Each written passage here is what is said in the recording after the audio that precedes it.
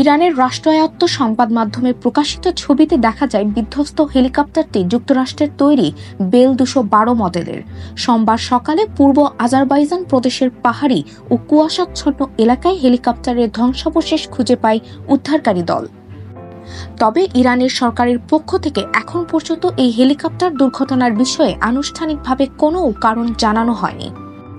1979 সালের ইসলামী বিপ্লবের আগে শাহের শাসনামলে বেল হেলিকপ্টারের অন্যতম প্রধান ক্রেতা ছিল ইরান।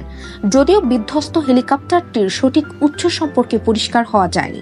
মার্কিন যুক্তরাষ্ট্রের কয়েক দশকের নিষেধাজ্ঞার কারণে ইরানের জন্য বেল 212 হেলিকপ্টারের যন্ত্রাংশ কেনাকাটা কিংবা মেরামত করা কঠিন হয়ে পড়েছিল। রাইসিকে বহনকারী হেলিকপ্টার দুর্ঘটনার বিষয়ে লাভরভ বলেন, আমেরিকানরা এটি অস্বীকার করে, কিন্তু সত্যিটা হলো বিশ্বের বিভিন্ন দেশের উপর যুক্তরাষ্ট্র নিষেধাজ্ঞা জারি রেখেছে। এর ফলে তারা বিমান চালনা সহ মেরামতের জন্য আমেরিকার তৈরি করা বিভিন্ন খুচরা যন্ত্রাংশ পায় না। রাইসিকে বহনকারী বিধ্বস্ত হেলিকপ্টারটি যুক্তরাষ্ট্রের তৈরি। তিনি বলেন, আমরা নির্বিচারে সাধারণ নাগরিকদের ক্ষতির বিষয়ে কথা বলছি, যারা এসব যানবাহন ব্যবহার করে। যখন খুচরা যন্ত্রাংশ সরবরাহ করা হয় না, তখন এটি সরাসরি নিরাপত্তার স্তর লঙ্ঘন করে।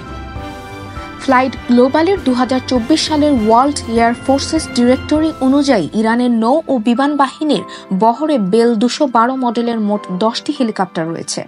তবে ইরানের সরকার এসব হেলিকপ্টারের মধ্যে কতটি পরিচালনা করে আসছে তা পরিষ্কার নয়।